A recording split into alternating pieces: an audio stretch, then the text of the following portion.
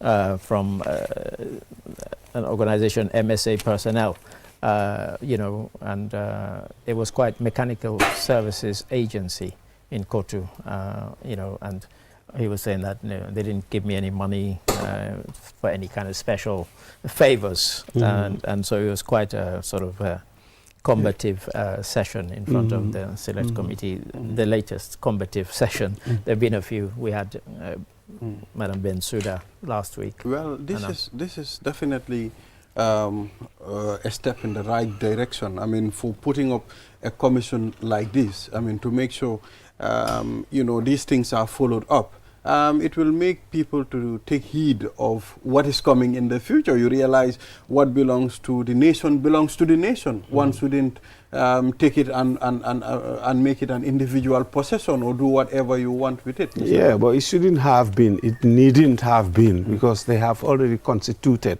a commission in the first instance. If things were done properly and rightly, we would not have been reverting to this again, spending a lot of monies again just to have to probe into it, go over. This is absolutely ridiculous. When we do things, we have to do them in the right way, with integrity, with honesty. But you cannot start. What started this whole thing? Because young people started realizing that a lot of things were not done properly. There are lots of conflicts of interest, so we have to revisit the whole thing again and then look into the anomalies here and there, the discrepancies. So these ought to be addressed. We should have to make sure that people that are in given responsibilities as trustees of public properties or public funds, they should execute the duties in a manner that demonstrate integrity, honesty, and delivery for the people. They are there for the people. They must serve the people in a way that they will not have any doubt. The message that I am trying to put across is, I mean,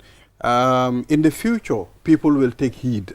I mean, they won't put themselves in such kind of a situation. Previous commissions, prior to this. I mean, they would take heed only if this if there are consequences. Thank you. You took the words. Only if this select committee issues certain sanctions, people are prosecuted if they're found wanting. Otherwise, it will happen again and again and again. And we have more commissions about commissions. What's the point? There have to be consequences. And this is what the outcry was about, that there are no consequences to all these commissions that are being set up. They are gathering dust on a shelf or somewhere in computers or wherever, but there are no follow-ups and consequences. Yeah, I mean, they believe it won't bite at the end of the time. I mean, we can go back to the Aniket story about the remembrance, the victims. The TRRC had all these recommendations, and of course part of the complaint of these and other people from kind of victims associations are that those recommendations have not been followed through, including people who were named as being, they should be subject to prosecution. None of them have been prosecuted in the Gambia. They're being prosecuted outside, but not in the Gambia.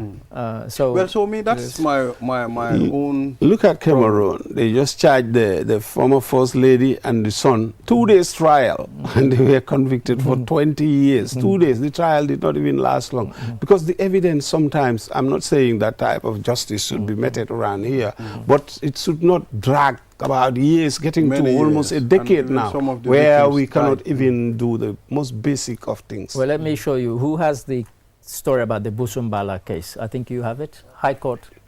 Yeah. High Court accused discharges Busumbala rioters. So before the rioters. Rioters. So can either of you remember when that took place and when they were charged before you find out? This is about a month ago? No. I wish. You're talking about things taking long. That was 2019. Yeah. That case has dragged on, and they were only acquitted yesterday. 2019. You can check it. 2019.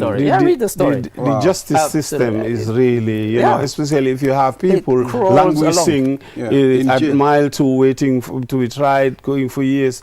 I think they should really address to redress some of these issues. Originally, 17 people were charged. Then it dropped down to these two, and these two were discharged yesterday. And the judge said, he said there was absolute absolutely zero evidence against them. Well, I think 6 we years. should look at the judicial system. Absolutely. Well, that shows it works. There was a time when the Chief Justice mentioned, now we are swearing in a lot of, judges to make sure, we try to decongest our remand wing at some point. But I think these are things that are very sensitive. Sometimes you don't know they are going on, but there should be a lot of work to be done to make sure these things, they are easy and yeah, but regardless, you have countries with massive populations and still there is progress and processes that are in place. I think they should really... Yeah, so we'll connect to Ansumana Iso-Nyasi. He's currently with the Meet the People tour, the presidential tour, and currently they held their first meeting, and that's what we mentioned on the papers, that the farmers were talking about the digital payment. So let's talk to Ansumana Iso-Nyasi. Good morning, Ansumana. Good morning, Balde. Good morning to Ade and the rest of the team there.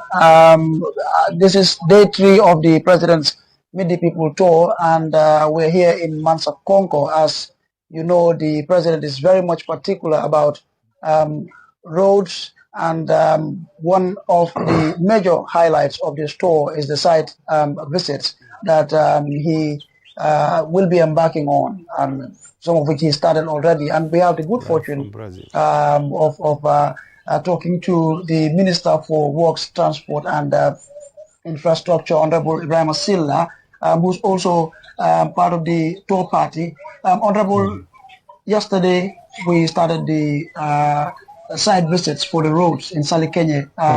Quite an impressive project from what we've seen. If you could just take us through the importance of some of these road projects, especially in this part of the country.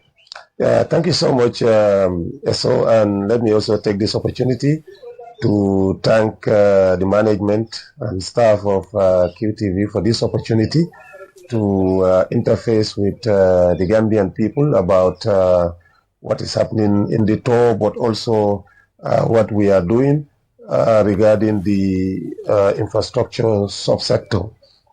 As you said, the President has been conducting site visits of various road projects that we are doing in this part of the country. Remember that we have just inaugurated the Hakalang, which is 87.5 kilometers of roads that cuts across different parts of Lower, Upper Nyomi, and also in the Jokadu. Now, in the upper part of the North Bank region, which is the Badibus, we are doing 16 kilometers of roads from Bani going through Salikenye to Njabakunda, which is almost near completion. Almost, we can say 70% of the job has been done. The double surface dressing, which is sealing with tarmac, has already started, and we are just left with only 4 kilometers for that road to be completed fully. And then today, His Excellency the President will also visit the Senegambia Bridge just to be updated on the level of implementation of the concession that has been given out to the Africa 50, which is a sub-branch of the African Development Bank.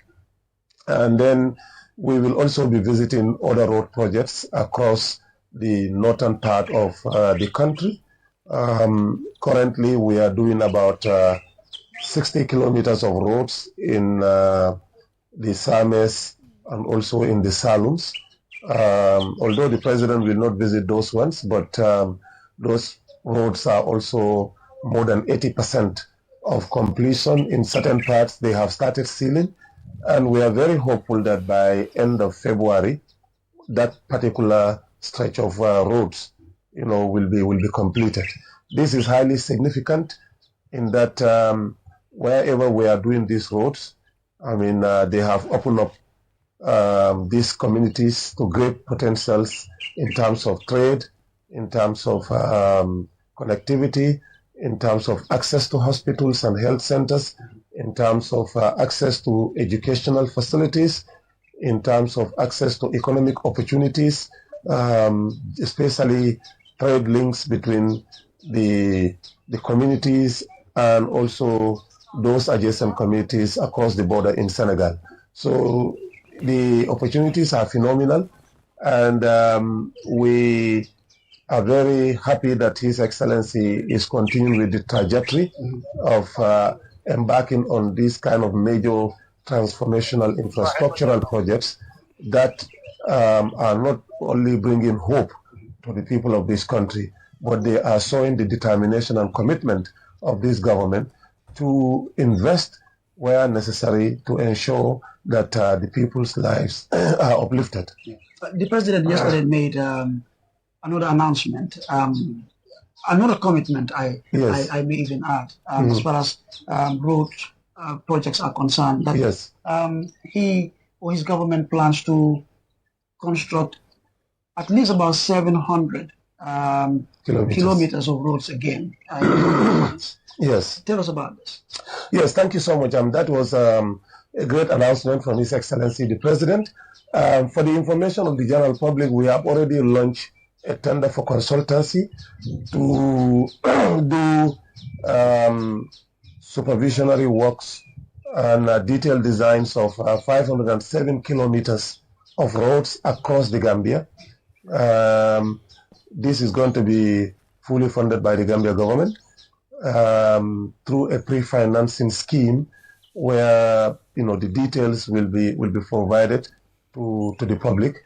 And out of these 507 kilometers, I can tell you that almost 400 of it are actually in the rural areas. So this will greatly open up the rural Gambia to greater opportunities, unimagined. And in addition to that, the Ministry of Agriculture has already identified about 250 kilometers of roads across different parts of the Gambia under the various agricultural projects. And these also are areas that are meant to connect farming communities and also, popular rural markets with, roads that actually can help people facilitate the movement of agricultural produce from these unconnected communities to the major markets and also major highways. And then in addition to that, we are discussing with the World Bank for the financing of 150 kilometers of roads across the Gambia, probably 100 kilometers in rural areas and 50 kilometers in the urban areas. This would be in addition to the 700, this addition, as well as the agricultural. Well, ours is 200. Yes, ours is 507 kilometers.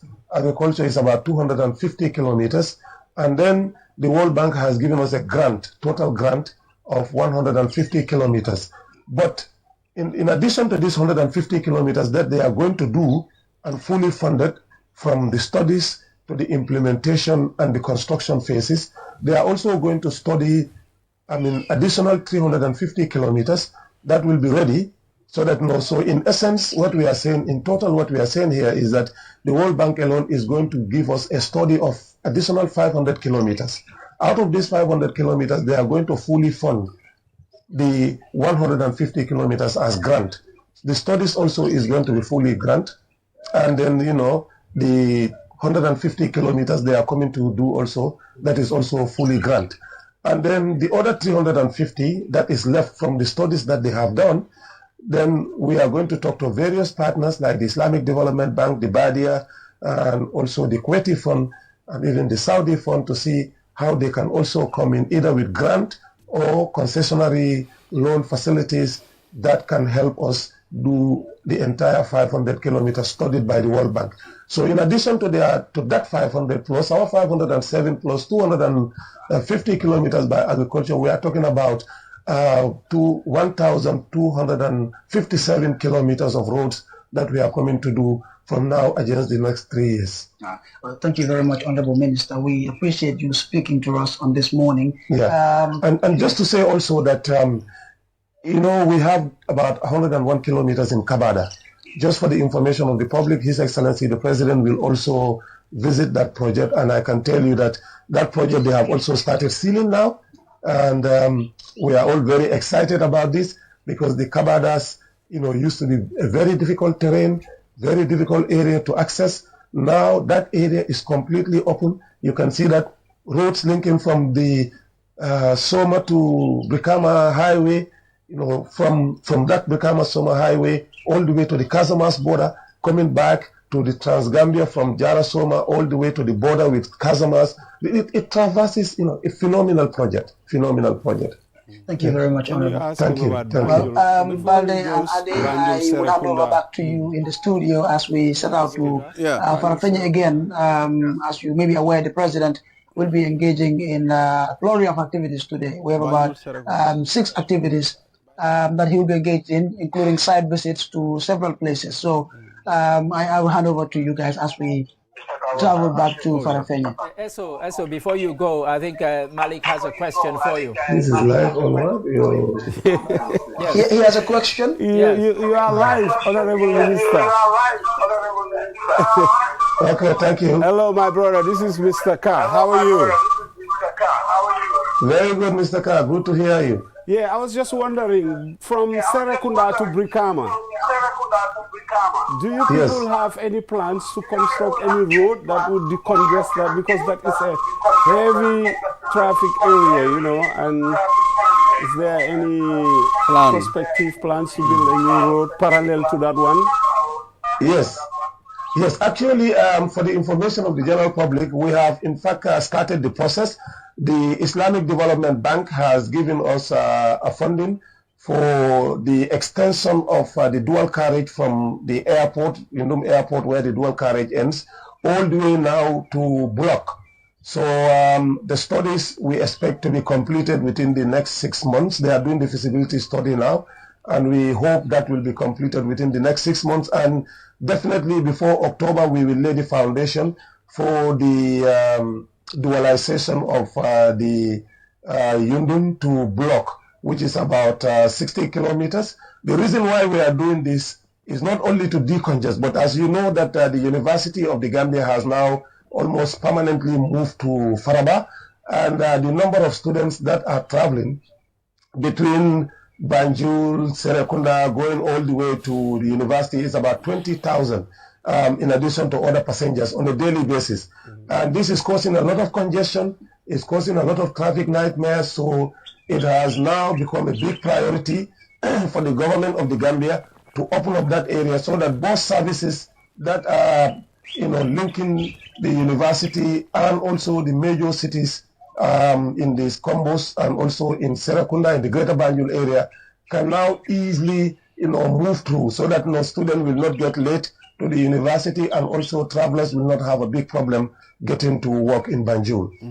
Yeah, thank you very much for talking to us on QTV this morning, Honorable Minister.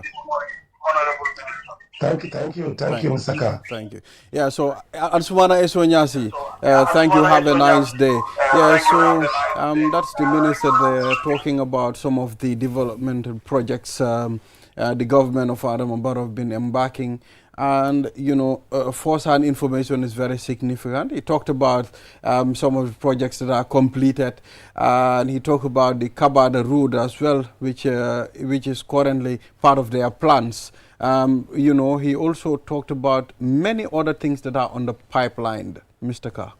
Yeah, indeed, that is what we expect of a government, to deliver services to the people. And roads, I know, for some people, is very controversial. They think that the government should not focus on building infrastructure. I have a different take on that. I think roads are very important. The arteries, through which communities connect, through which, there will be a lot of, commercialization of the movement of goods, of people and services. So I think it's part. Well, the minister did not get you quite well when you mentioned Brikama, Serekunda to Brikama route. I mean, I think that's the problem that we are facing now as a country. It's not from Yundum to Brikama. Indeed. It's from Serekunda towards Brikama. Yes. That's the problem. I think there should be a solution to make sure that it is the movement of vehicles and people. I'm not sure it's a problem we're facing as a country or just the commuters on that part of the road are facing. But yeah, I mean, I think the minister said it all. And I think, Malik, the point you raised is one that they need to address because that is something that, you know, but I think the minister... So at this point, Mr. Adedrame, Mr. Carr, thank you very much for reviewing the stories with us. And it's always a pleasure to have you on this platform. Thank you very much. The pleasure is mine. So, viewers, at this point, we'll take a short break. After the break, the program continues. We'll be back.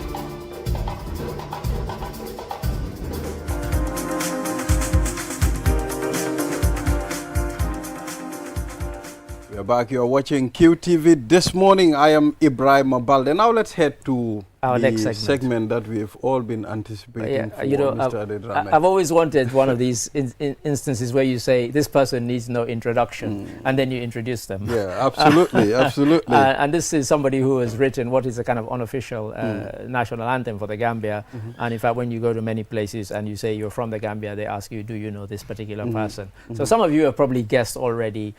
She's an artist, she's an educator, she's somebody who's a philanthropist and very, very intelligent when it comes to arguing about education. And of course, you've probably guessed I'm talking about the one, the only, the legendary Sona Jobate. And the founder of Gambia Academy. And the founder of the Gambia Academy. Yeah. Sona, welcome to the program. Thank you so much. Thanks for having me. Thank you for coming and honoring our invitation. And next we have somebody who is also no stranger to QTV, Baba Sise. Baba, welcome to the program. Thank you so much. Thank you. Yeah. Now, Sona, before we kind of delve into it, you know, I kind of looked, I thought, what a year you've had so far. You did the concert in London, which unfortunately I wasn't able to attend because it was just after my brother passed away. That was in April with an orchestra, I think for the first time. You've been to Belgium, Poland, Portugal, France, Switzerland, and then you had the inauguration of the Academy. Any time to rest? No. Never. And then, of course, the reason you're here, you have this Night of Heritage that we look forward to. So really tell us about that, because that's really why you're here. Yeah, absolutely. I mean, it's been a very hectic year, but I think the thing I'm proudest about most this year is the fact that we finally opened the new campus for the Gambia Academy. I've been running it for 10 years in what means I've been able to manage. So this has been something I've worked towards since day one, which is to have a dedicated campus for the students and for the curriculum and for the vision that I have for education, not just in the Gambia, but at Africa too. Exactly. So this, I think, I haven't quite absorbed the significance of how significant that day was. Yeah, I was there. Because it's been, it's been non-stop since then. I went straight back on tour afterwards, so I haven't yet digested it, but it's a big day for me. And so now the next biggest event for me this year is going to be the 21st of November here in the Gambia. It has been many years that I haven't performed here in the Gambia. But this is really significant for me because this now combines my life on one performance. It's something I'm not even able to do where I tour the world, which is to represent the work that I do in the Gambia. And I often remind people that what I do at the Academy is far more important to me than even the music that I make.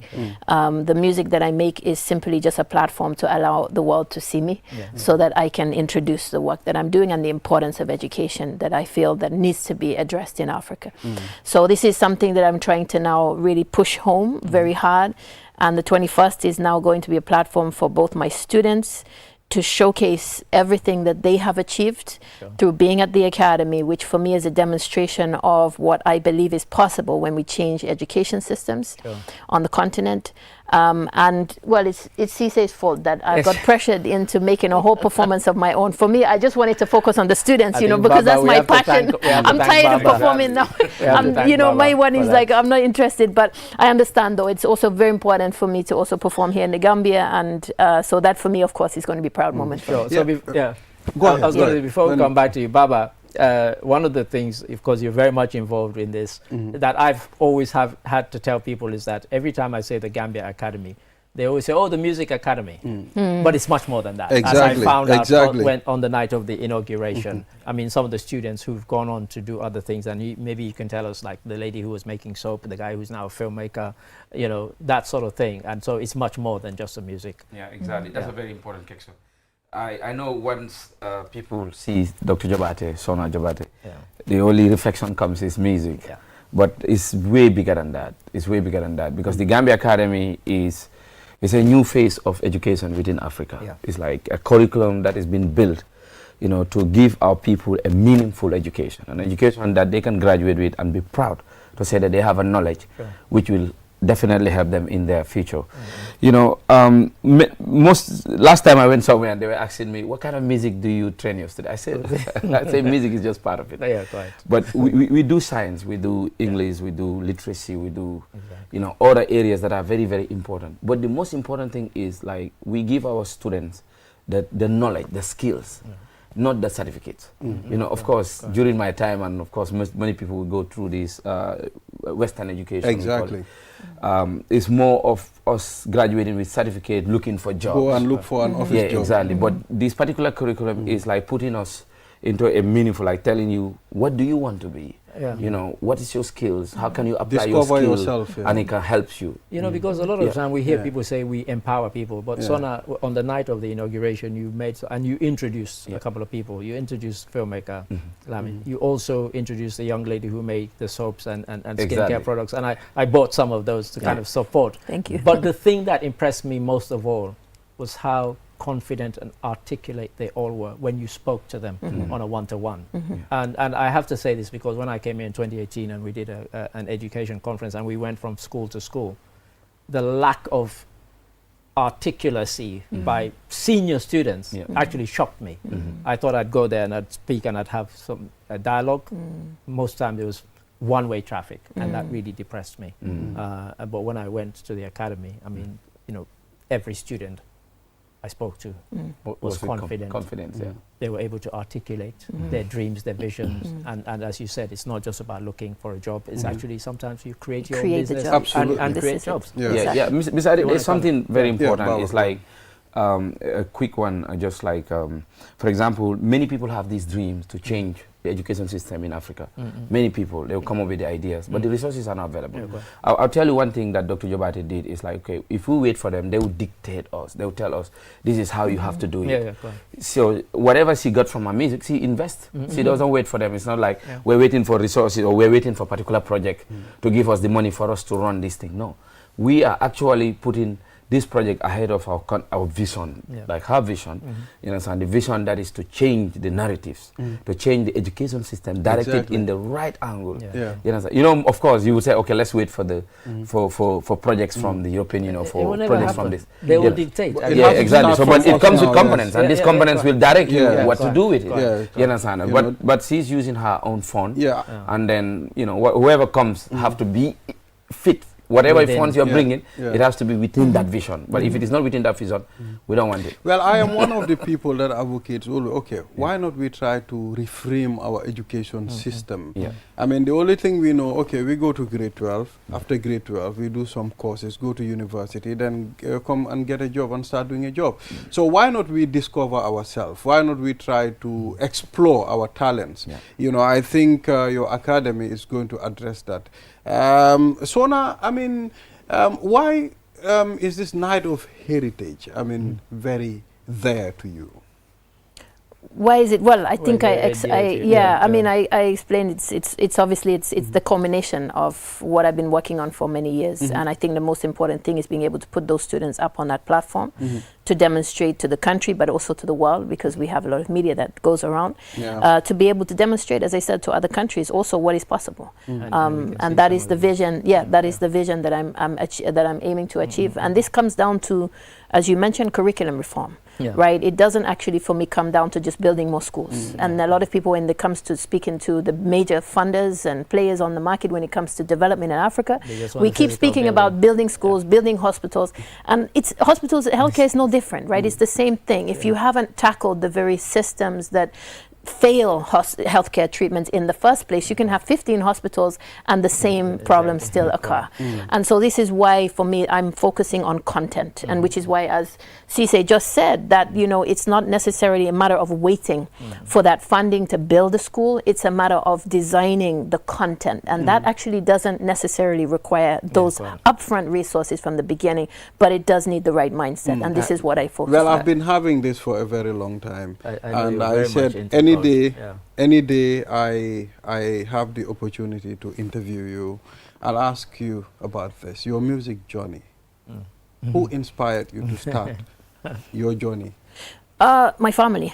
You know, I was born into the Jobate family from Kembuje, and so my father, Sanjali Jobate, is well known. His, you know, his father, my grandfather, even, you know, we all celebrate as an icon of the Gambia, Amadou Bansang Jobate. So, in some way, I would say that maybe, I don't know, maybe I didn't have a choice. It was like I grew up with it. My elder brother taught me from before I even knew if I liked the instrument or not. But really, I think that the turning point for me came when I reached in my late teens, when I decided, you know what, I've been through so many different experiences, different instruments by that time, and I had studied Western classical music as well. And I still felt the first instrument that I started to learn from when I was very young was still the closest to my heart. And that's when I went to my dad and I said, now, I'm serious now. Like, I need to really study, and that's when he focused. He's asked an interesting thing about the whole, you know, journey, because I can actually recall, and I've said this many times, of the first time I saw you at an event in Park Lane in London, and I saw you walk out with a kora, and I thought, my father's Mandinga, and even though we never spoke the language, the music was very much, and I'd never seen a woman play the kora, and I thought, she's going to play the kora. You know, and I'm a sort of enlightened person, but it was still a shock. Right. So imagine what that must have been. What was the resistance, and how did you overcome the resistance? Because I suspect from within your family there wasn't that, but outside, possibly there was. Yeah, I think for me, the way that I managed, two ways. The first was it was a very private journey. Right. And it was a very private journey between myself and my father. Right. And it was something that it was behind closed doors. Right. I was never comfortable to come out and play. I'm a crazy perfectionist. And so I was never allowing myself even to even, I could not even sit in front of someone as a learner because I'm already female. And so people are looking, can she play? So the pressure, I said, no, I'm going to lock myself away. The only person I played in front of was my dad. And I studied with him for years. And until I felt ready. And that day was very significant. I can pinpoint the day 2011 or 2012 at Alliance Franco here, Kairaba Avenue, was the first day I really got up on the stage in the Gambia publicly and felt that, okay, I think I'm ready now. And it's in front of the entire family. I need the acceptance from my family. And so there was a song that I played, the song for my late grandmother. And for me, that was a turning point when all of my family members came down on the stage at that moment, and I was with my father as well. And that was the moment I felt like, you know what, this is my life. This is where I'm going, and I have the acceptance and the blessing of the family. What more do I need? And I mentioned this thing about you playing with an orchestra in April. You've never kind of stood still, because on your last album you had saxophone, and in fact I reviewed it on Amazon, and I said, that you kind of broadened the musical template, but you still retained that. Yes. And then, you've done soundtracks for movies, and film, you did one recently for the Mutombo one. Mutombo film, and I'm really looking forward to that. Yes. And is this something you'd like to explore in the future? I'm already doing it. I mean, I always say to people that it's kind of frustrating that you always get misconceived. First of all, you misconceive the Academy as a music school. That isn't it. And secondly, I'm misconceived, I think, as a singer and a kora player. Yes, I do sing, and yes, I play kora, but I'm first and primarily a composer. Yeah, because you did Motherland. Yes, I compose. That is actually what I specialize in. And it's the reason that pushes me to even play the instruments that I play. Even the only reason I play the guitar or on the percussion or anything else is because I compose. And I need to be able to play the things I'm writing. And so my mission on the last album was to, as you just said, try to push extend the boundaries of what is acceptable, what is recognizable, but I wanted to innovate, because this is something I even say to my students, right? We are resting on amazingly great shoulders in this tradition. We are very unique in Africa. There are not that many traditions that can trace back this many hundreds of years than this tradition. So we are very, very, very honored and very fortunate. However, every generation has a responsibility to innovate, not just to repeat. And that is very important for me. So I encourage my students, find your voice, because your grandfather's generation did not repeat their grandfather, right? They must be relevant. And this is where you will see youngsters turning away from their traditions because they feel they're old, they're stuck in the past. But that's our fault, because we are allowing them to get stuck in the past, right? And I always say that people say that even the kora is traditional.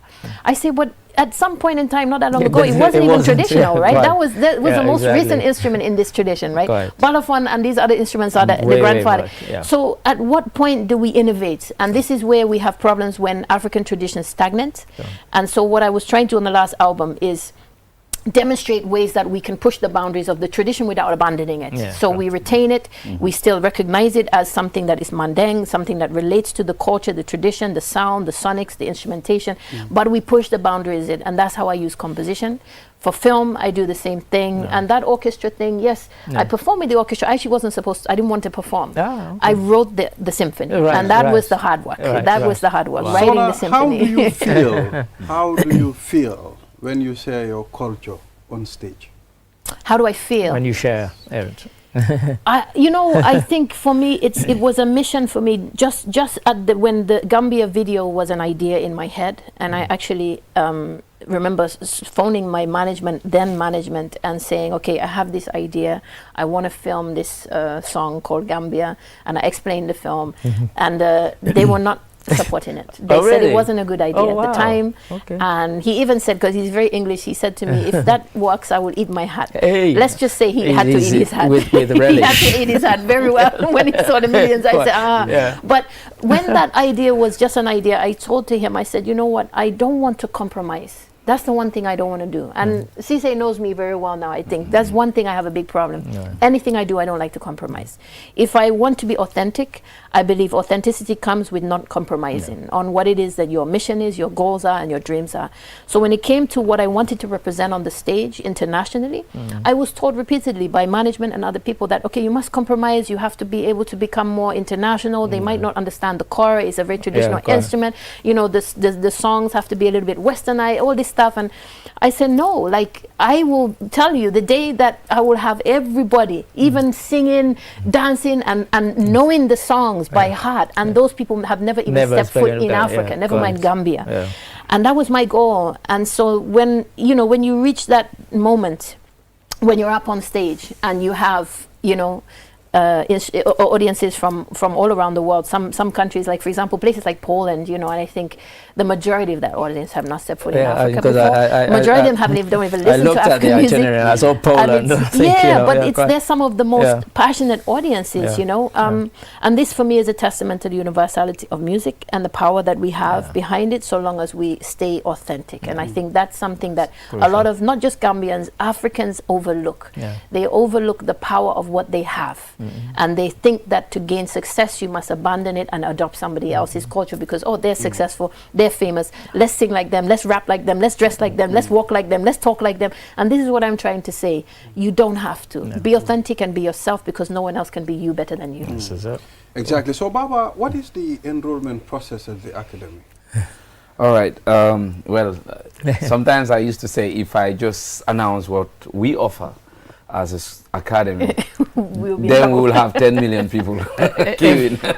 In fact, when we did the story about the inauguration, I swear, and this is no joke, I had 2 text messages from people saying that they wanted to enroll their children at the academy. They were so impressed. But carry on. Yeah, of course. The most important thing is the curriculum. And then, of course, to put the curriculum at the right, you must have the students, so that you use them as a prototype, sort of, for them to pass through that curriculum, and we see the results at the end of the day.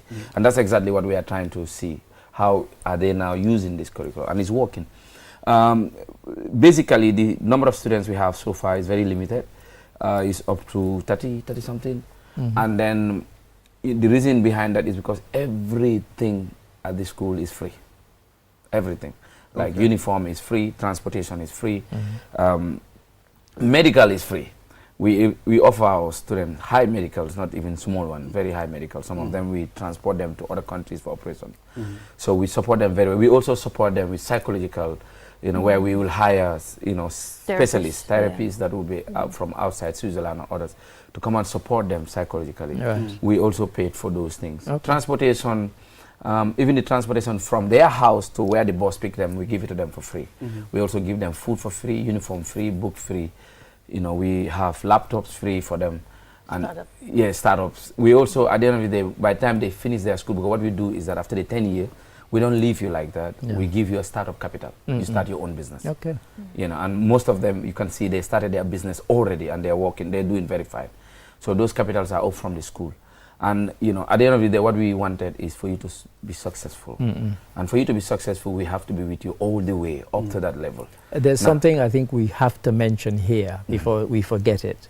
And I only found out when I went to the inauguration.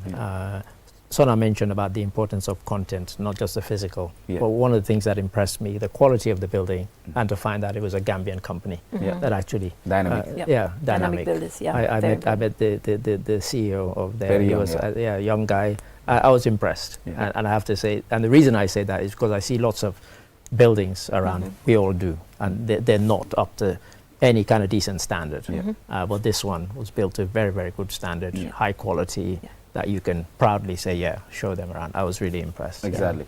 And just coming back to your question, the enrollment, January we'll be taking a lot of students, you know, because we've already inaugurated the new building, so we're taking a lot of students to pass through this thing. But of course, one thing we also don't compromise within our school is when we give you the opportunity, you have to grab it. As a young person, you know, you have to know that, okay, there's a lot of opportunity for here. You don't need to cry for food. You don't need to cry for uniform. You don't need to cry for books. Everything is provided for you.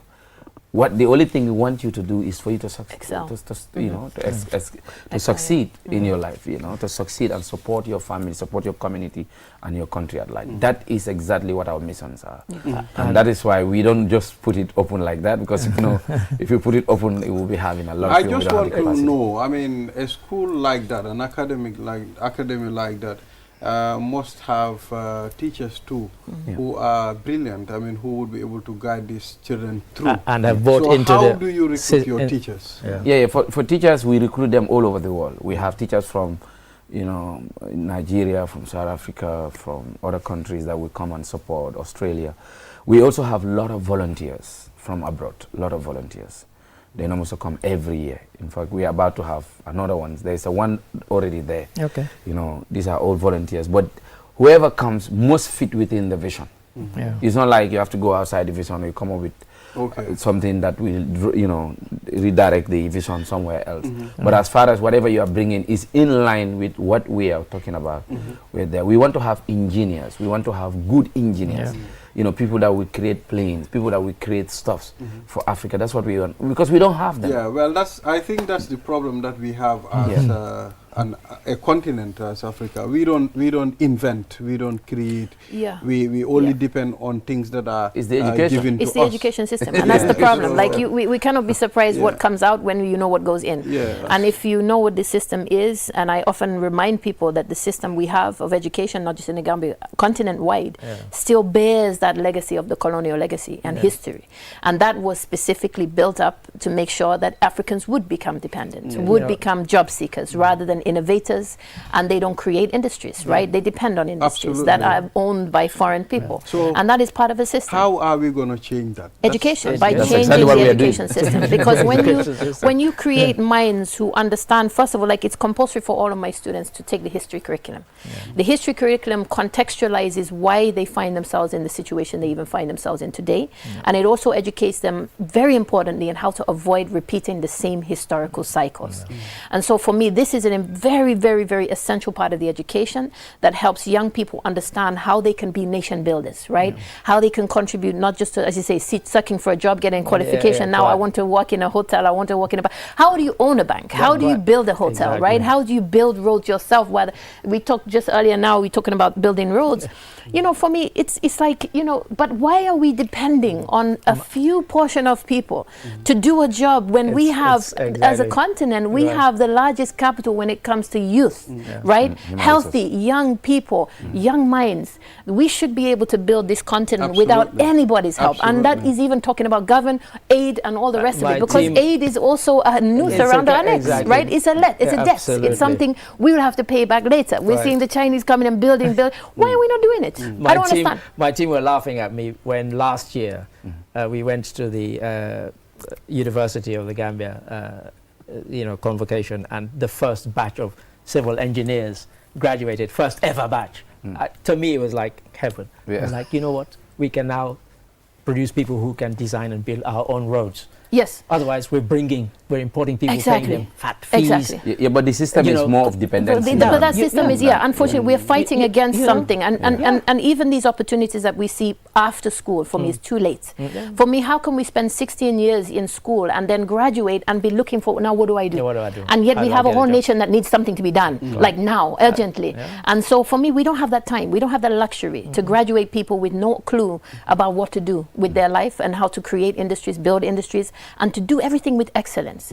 So this is the heart and soul of the academy for me, is making young people realize the urgency that we need them to invest in their continent, not to leave it and build somebody else's nation, that will carry on exploiting our nation, but to actually build our own nation and to understand that we have absolutely the capacity to build this nation to the point where Europeans will need a visa to come here. And that's the dream I want to see. Because absolutely, the continent of Africa has every single resource and every single capacity that it needs to thrive. And the rest of the world, as I say, realizes that, which is why the exploitation is so high. But we have to really change that by changing, first of all, not money, not aid, not buildings or schools, mindset. The mindset, very important. That's what we have to change first. Once we have a different mindset, we have a totally different story. Before we end, we have to mention the concert. Yeah, of course. 21st of November. So yeah, that's my 21st of November, Jama Hall, which is at Kairaba Beach Hotel. And I picked out a couple of things in the blurb to the concert. It says, a glimpse into the next generation of cultural visionaries shaping Africa's tomorrow. And then it says, this is to reimagine education in the Gambia and across the continent, where tradition and innovation walk hand in hand. Yeah. Beautiful. You know, this concert is very important. It's very important. Like we are supporting, we're trying to build capacity to be independent. Most of our problem, the reason why we're still driving that, you know, that we're tangled into that is because most of the support come from them, and they direct you what to do. But we want to be independent, even resource-wise.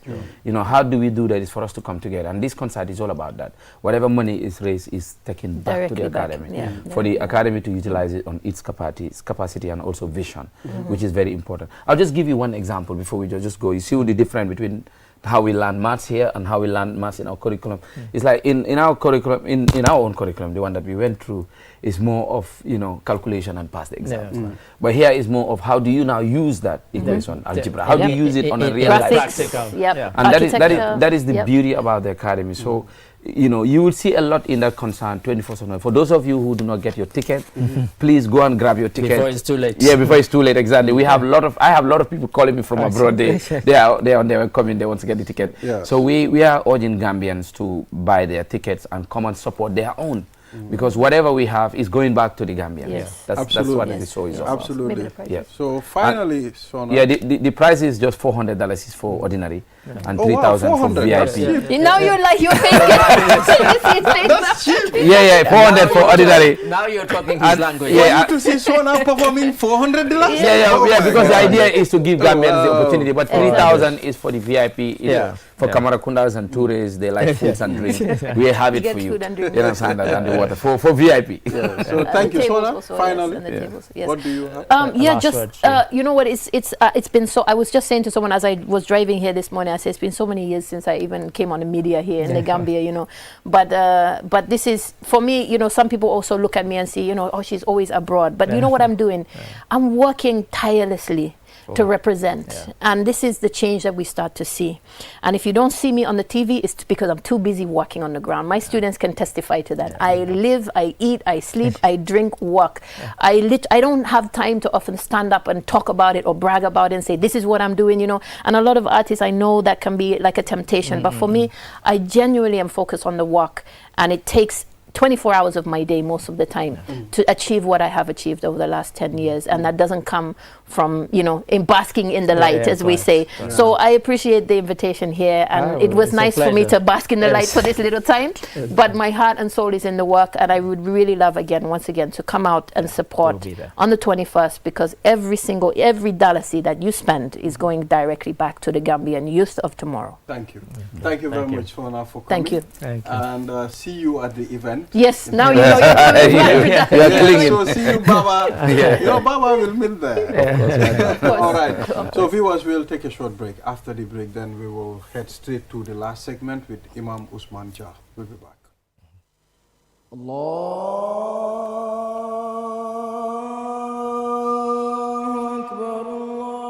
Depuis Bilal radiallahu anha defee njëlbeeni nodda bi si islam, nodda bokka si suñ diine ak suñ dundin. Dañoo nodda pour juliti yépp dajaloo benn béréb, ku am ki ku ñàkk ki ñéppay taxaw juli juróomi yoon si bés bi. Aji Bank Limited di ànd ak mbégte di dooleel ñetteeli édition National Azan Competition bi pour pugaro suñ mbugeel si suñ diine, suñ cofel, suñ benno ak nodda pour julli. Kon bokkal si lii pour pugaro sa gom-gom, wone sa baat ak sa cofel si loo buga. Pour bokka si competition bi, recordal sa boppa nga def video di nodda nga yóndee ko si number WhatsApp bi 3373 555. Yónnee lii dina dem ba weeri December fanweer ak benn 2025. ñu ngi amee ñi nga xam ne seen xel màcc na si liggéey bi te dinañ xool vidéo yii nii tànn ñi nga xam ne ñoo war a ñëw fii si QTV pour def loolu di final bi. te képp ko xam ne gañe nga dinañ la jox ay prize lu demee ni si ay certificate xaalis ak yu bëri 2026 National Azan Competition bi ñi ko dooleel mooy Ajib Bank Limited your investment partner. أشهد أن محمدًا رسول الله. QCell, the fastest growing network in the Gambia, now presents to you the eSIM. QCell's eSIM allows you to electronically scan a code and join the world of digital SIM cards. Customers with physical SIMs can easily switch to the eSIM as well. So rush now and get connected with an eSIM and start using the latest mobile technology with your trusted GSM operator. For more information, call our customer care on 111. QCell, Sinubus. We innovate, others follow. Terms and conditions apply. Bokal si network bu gëna rëy gëna yombale si réewi Gambia bi fii jëfandikool kool bu set internet bu gaaw li yëpp si njëg bu yomba fii si QCell dawal léegi si suñ customer care bu la gëna jege ñu may la QCell line te doo si fay dara QCell network bu gëna rëy te it gëna yombale si réew mi fii QCell suñu bas ñoo xaali yoon bi ñeneen toppa. These tracks.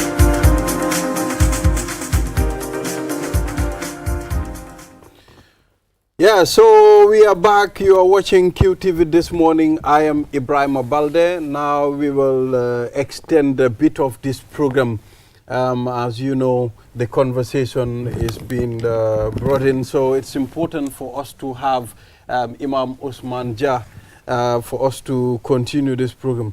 Imam, ñu ngi la dalal ci programme bi Wednesday la te waxtaan bi gis nga suñ time bi jeex na de waaye dañ ne imam lu moo waxtaan dafa important so foog ñu extend time bi lu mu gàtt gàtt rek baax na waaw so tey comme nu ma la ko waxee corruption and accountability in Islam loolu la ñoo waxtaanee ndaxte gis nañ ne ñu bëri dañoo complain ñu ne corruption bi de sonal na dëkk bi corruption bi sonal na Africa corruption sonal na àddina ak accountability ñi nga xam ne téye nañ leen corruption lan ak lan lañ leen war a def kon ñu nga dalal Ousmane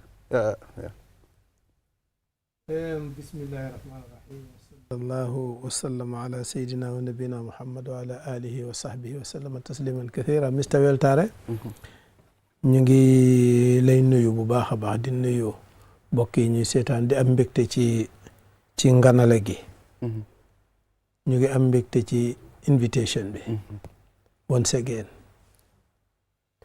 jërëjëf waaw tey nag topic bu am solo lañ nekk di waxtaane corruption and accountability lan la ci islam wax bismillahi rahmani rahim wa sallallahu wa sallam ala sayyidina nabina Muhammad wa ala alihi wa sahbihi wa sallama tasliman kathira Mr Weltare am na soo ñëwee ci language am na baat yu bare dañuy nuru liñ doon baatu corruption soo ko déggee rek nga xam ne lu jaxasoo la nga xam ne luñ teggi fañ ko tegoon la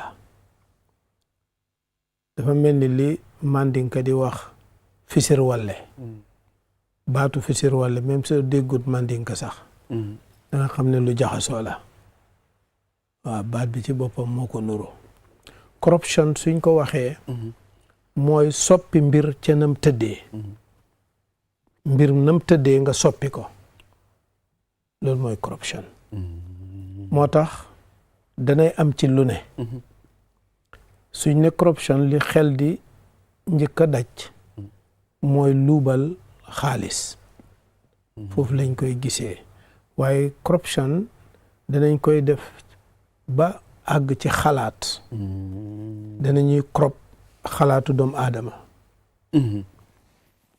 crop culture crop ci wàllu administration crop ci wàllu finance waaw crop ci wàllu society ci wàllu environment lépp lu ne nam tëddee soo ko ceeñee rek corruption la te ceeñin nga teguñ ko ci kaw dëgg mooy corruption lépp lu ne lu manti doon saa yoo ko soppee te soppi ga teguñ ko ci kaw dëgg rek corruption la waaw waaye suñ ko waxee nag toujours fi xel di jëm mooy alal waaye da nga gis nit koo xam ne dafay crop maay ni nit ñi boobu tam corruption la da nga crop maay ni nit ñi seen xalaat bi nii la war a tëddee waaye nga fexe ba am yoo ci dugal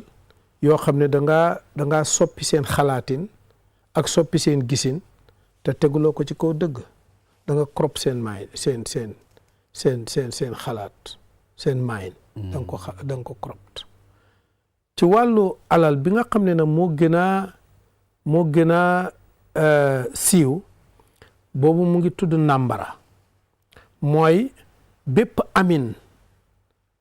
amin boo xam ne teguut ci kaw yoon rek corruption lay tudd waaye mu am nag ay catégorie par exemple soo ñëwee ci sàcc maanaam corruption boo gis ci wàllu alal sàcc la tudd corruption boo gis sàcc la waaye du sàcc gu ne corruption la loolu moom jaxasoo na donte nga xam ne soo ñëwee ci general literal meaning sàcc gu ne mun naa nekk corruption soo ñëwee ci general meaning bi nga xam ne moom laa wax ne lépp lu ne soo soppee nam waroon a tëddee te tegoo ko ci kaw yoon corruption la su boobaa kiy sàccit dafa corrupt waaye boobu tuddeewuñ ko corruption ci bunta bi mooy koo xam ne dafa fexe ba aan dara moom dara ci wàllu naxante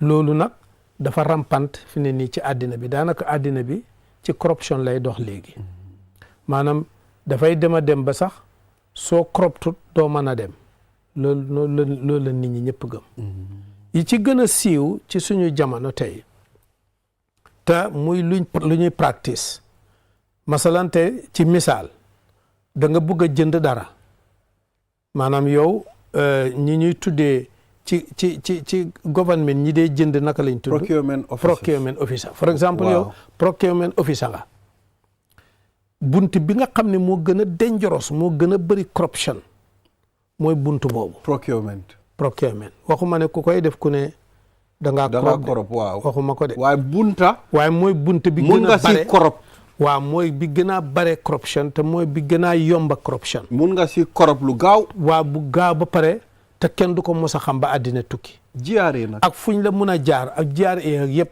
corruption daf ci mën a yomba ci bunta bi ma njëkk a wax te yow mun nga ñëw assez naka nga tuddaati kook num tuddaati nga ne jiyaaree déedéet ku njëkk a ki kàlla noonu procurement officer waaw nga d'accord ak lii laa bëgg a jënda mu ngi jar 10 ma d'accord ak yow ci 20 waaw ci këyit bi 20 waaw léegi man ma yóbbu receipt 20 as if ne man moom loolu laa fay waaye imam te man 10 laa fay déedéet imam waaye léegi yow tam soo seetee loolu waxtaan nañ ba pare man suma office jox nañ ma 20 waaw yow waxtaan nañ ba 15 la man léegi yow 20 ma ne la def ko 20 déedéet loolu léegi man su ma demee ma ne office bi ne 20 loolu xanaa kon loolu tam loolu sàcc la te dafa xaraam yow liñ la sant mooy jëndal ñu këyit bii loolu lañ la sant waaw ba pare nga dem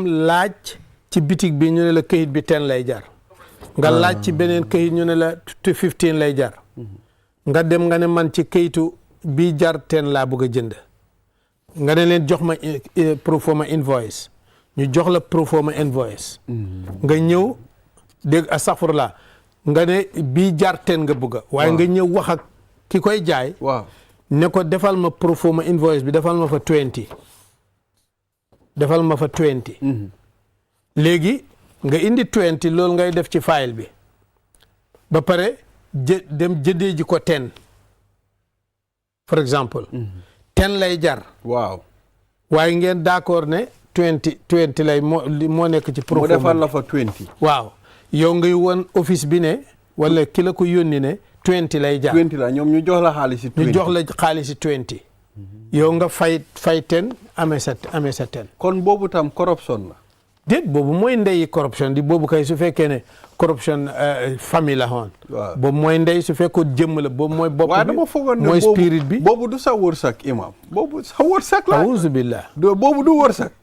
dama laajte rek de. waaw dama laajte comme soo ñëwee ci charia. waaw wërsëg mooy lépp loo xam ne lekk nga ko ci charia. waaw wërsëg mooy lépp loo lekk. donte dagan naag daganut yëpp wërsëg la. waaye bon wërsëg dafa am bu dagan ak bu xaraam. ok.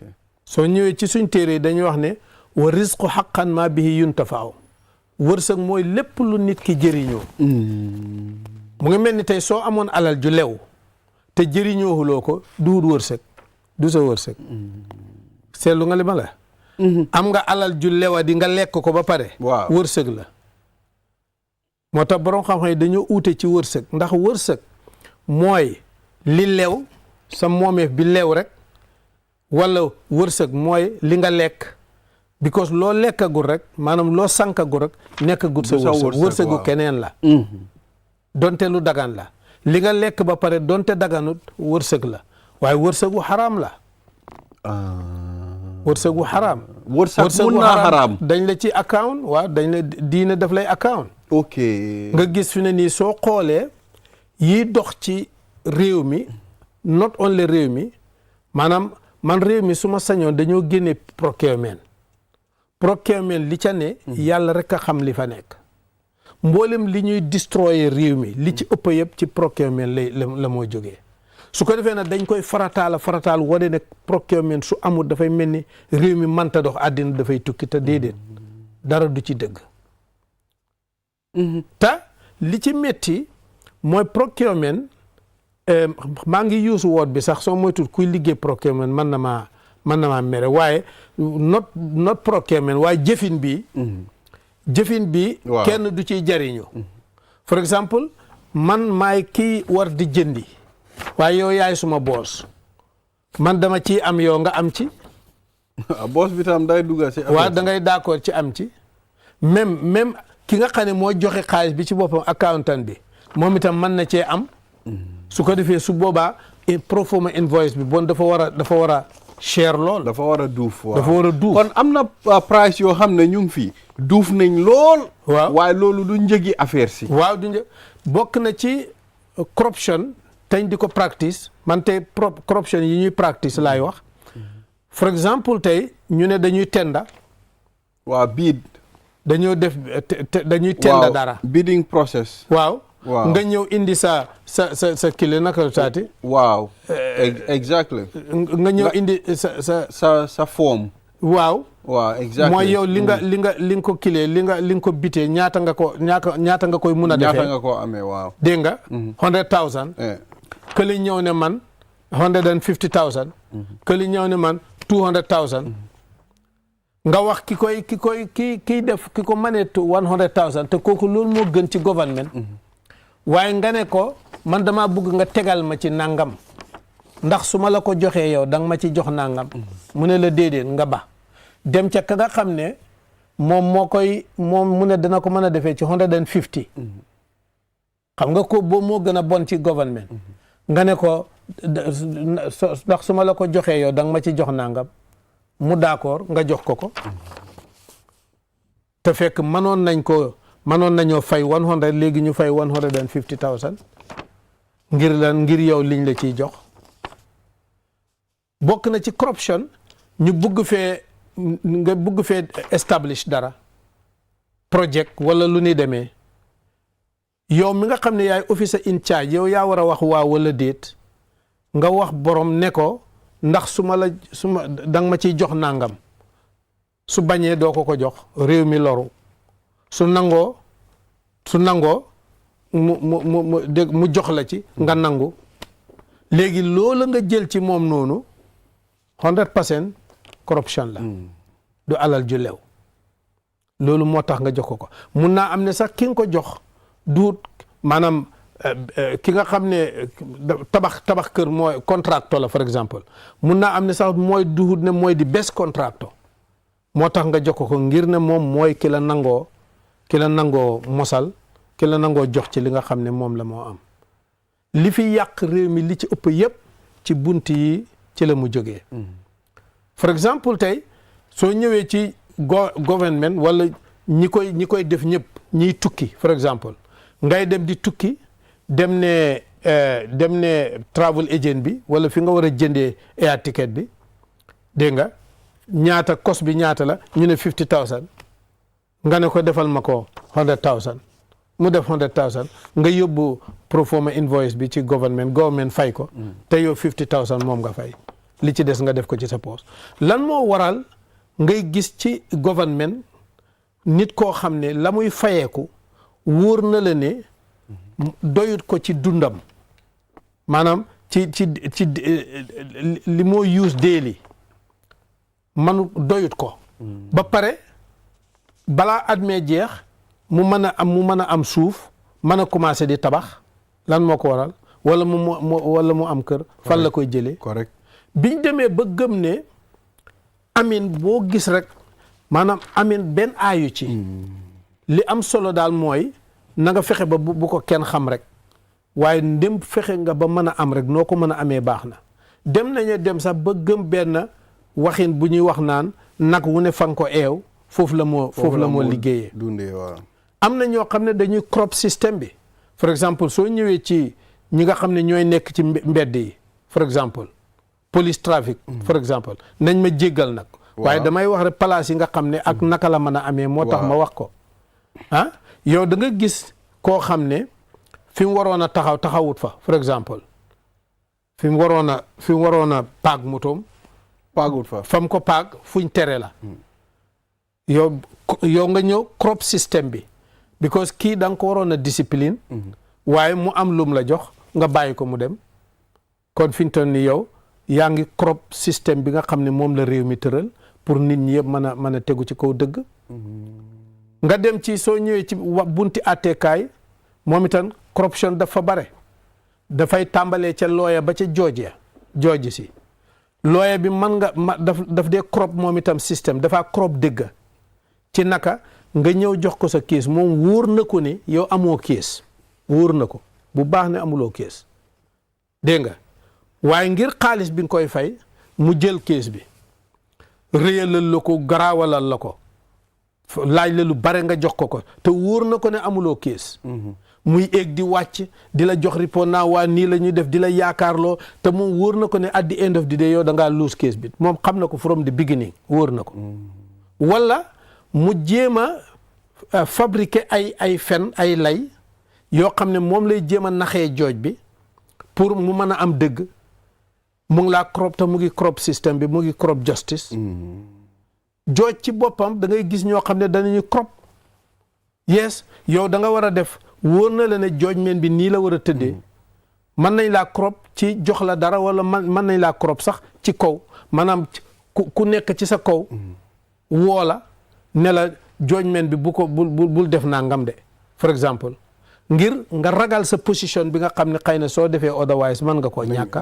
waaw wala nga bugg ko police rek donte moom du la ci jox dara nga crop justice wala ki nga xam ne moom amul dégg moom mu ñëw neexal la pour nga defal ko li nga xam ne mooy nga féevo ko loolu yëpp ay façon corruption la dafay nekk sax ba ci jaaykat yi loolu ñu ngi koy tuddee riche nit koo xam ne dafa crop marchandise mi moo jaay ci lay crop te ñi nga xam ne mooy clients yi yow nga jël sa soow sa meew nga dem sotti ci ndox crop nga meew mi waaw mos nañ maa crop si loolu da nga koy crop bu ma doon jógee Basse may ñëw ci yoon bi jënd meew ndeke de meew bi yëpp ndox la gis nga keroog corruption naka la métti boobu corruption boobu métti na ma de métti la waaw nga ñëw ba nga ko woyalee waaw nga gis ne tuuti moo fay léegi am na juróomi at su ma àggee dëkk boobu noonu dama dee mer dootoo jëndati man am na fuñ ma mos a crop ci Sorance waaw Sorance ñu ne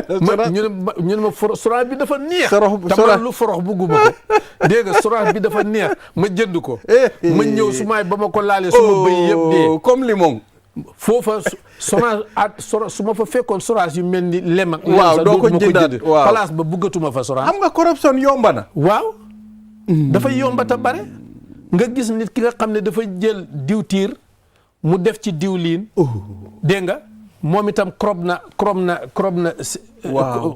njaay bi mu ngee crop ki nga xam ne moom mooy jënd yooyu dafa rampant dafa bare lool li tax na mu des fi mooy accountability moo amut waaw absence of accountability moo tax ak corruption des fi accountability ñaari façon la bi ci njëkk mooy nit koo gis am na ku ko yilif ki ko yilif daf ko war di monitor di seet la muy def ndax tegu na ci kaw yoon wala teguut ci kaw yoon kon ki war a monitor ki nekk ci ronam te yoonam nekkut ci la muy def kooku moom ci boppam dafa corrupt système bi waaw because man su fekkee dama la jox position place yow weltaare fi ne nii dañ la employ te da nga am terms of reference dafa am looy liggéey waaye fi ne am nga boss su fekkee sa boss moom yoonam newut ci ndax yow da ngay xëy si wala doo xëy si ndax li sa yaa ngi def sa terms of reference wala doo koy def kooka sa boss yow yaa ngi crop moom moo ngi crop ñoom ñëpp ay dañoo crop so yooyu yëpp dafa am su fekkee ne da nga def jëf joo xam ne dañ la war a pénaliser dañ la war a duma ba pare ñu mës-mësal ko bàyyi mu dem kooku mu ngi crop système bi dafay mujj système dootu fi amati ki nga xam ne dafa joxe naka lañ ko dafa appoint accountant la appoint ba pare te moom itam du ko mun a maanaam duñ ko audit duñ ko mos a audit kooku yow yaa ngi crop système bi because ñàkk gi nga ko ñàkk audit dafay tax moom kenn du mun a discover corruption bi nga xam ne moom lay def dégg nga wala moom auditeur ci boppam daf dee crop système bi mën naa audit ba pare gis loopholes yi gis place yi nga xam ne sàccang fi nangam yow nga neexal ko mu keep silent joxe report boo xam ne dafa nekk otherwise lu dëppwut ak li nga xam ne mooy réalité yooyu mooy yiy yàq réew bépp réew bu la ko gën a fonk moo lay gën a des gannaaw even su fekkee ne saa yu àggee ci 10 xamal ne mu ngi waroon a àgg 20 waaw loolu noonu la mbir yi tëddee so loolu moo tax corruption mooy li gën a delluloo gannaaw réew moo tax réew bu la gën a mun a am justice te justice mooy opposite corruption justice mooy lu nekk fam war a tegu ñu teg ko fa lu nekk fam war a tegu nañ ko fa teg loolu melo la ci melo yàlla moo tax réew mu ko am da ngay dem ci kanam su eboo nga gëm yàlla gëmuloo ko julli nga julliwoo forcé nga dem ci kanam lu tax because da nga melo la ci melo yàlla te yaa ngi ko apply su boobaa forcé nga dem ci léegi dama dee xalaat ma ne ñun nga dem ci kanam réew yi jullit yu bëri ñu ngi fii ñu ngi dellu gannaaw waaw waaye da ngaa gis ñoo xam ne sax duñ jullit sax waaw ñu ngi dem réew yaa ngi dem kanam justice la loolu la ko waral mooy justice because justice bokk na ci turi yàlla yi justice loolu tur waaw ci turi yàlla yi la bokk mooy meloo yàlla la meloo yàlla ku ko mënti jëfandikoo mu jariñ la su eboo nga nekk jullit du wóoloo jullit loolu xam nga il faut nit ñi understand something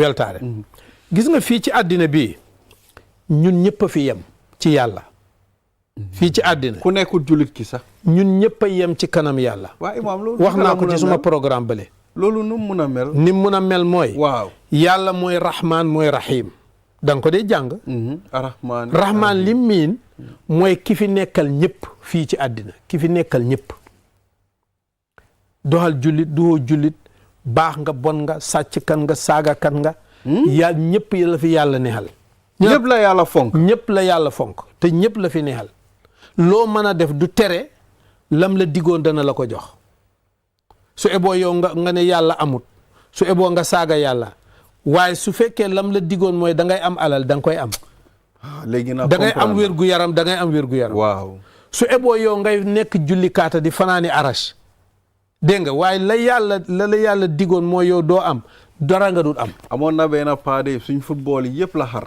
waaw suñ time yi xale dañoo play waaye du jullit nag waaw waaye football bu dugg ak kiram daf koo xar waaw mu yónnee la ko waaye kooku lum am si alal waaw ba mu gaañu kooku alal rek waaw te nga ne du jullit te du jullit because justice dafa teg mbir yi ci kaw fi mu ko war a teg waaw kooku ñaanal nañ ko ñaan yu bëri soo di nga ko misaal bi nga joxe sax mooy bëri na réew yoo xam ne du réewi jullit waaye ñoo gën a advance réewi jullit ñi waaw la ko waral mooy lan jub justice because jullit moo war a jub waaw waaye soo jubul na léegi loo ci man loolu moo tax corruption am na ñoo xam ne dañuy corrupt environment bi environment lépp loo ci def loo xam ne daf koy yàq yaa ngi koy corrupt even nit ki sànni banaana xollitu banaana ci kaw yoon mu ngi corrupt environment nit ki seben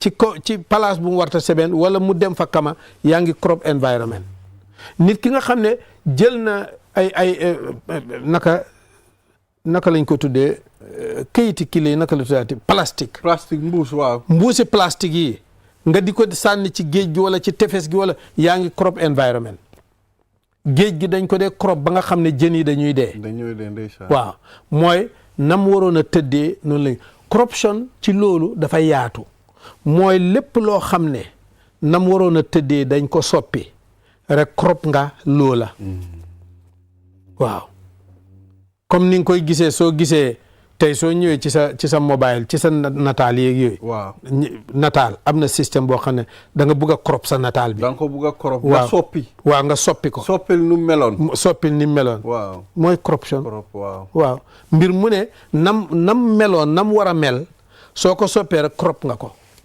moo tax baat bu ñëw ci palaasam la te baat bu dëgër la yàlla nag daf ko xaraamal corruption dafa xaraam bu mu mën a doon yonent bi sallallahu alayhi wa sallam mu ne man ghashana fa laysa minna ku ñu crop bokkut ci ñun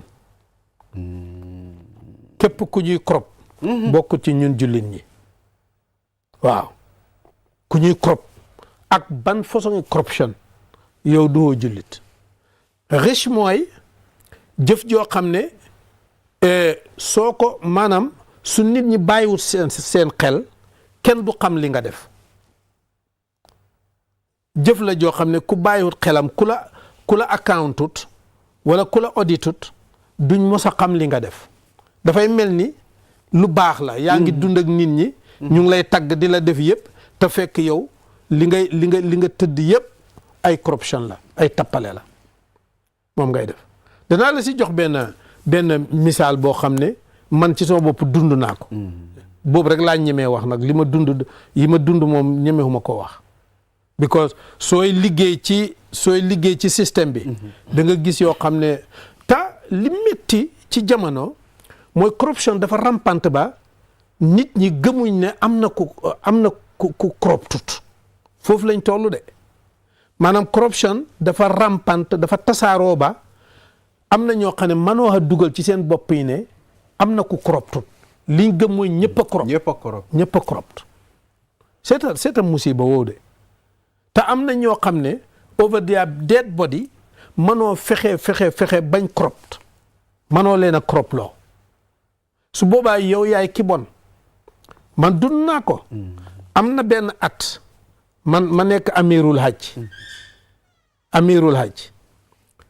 maa dem di negotiate accommodation waaw accommodation bi nangam mooy cost bi te loolu mooy suma budget waaw ba ma ñëwee la nga xam ne mooy cost bi borom hôtel bi teg ci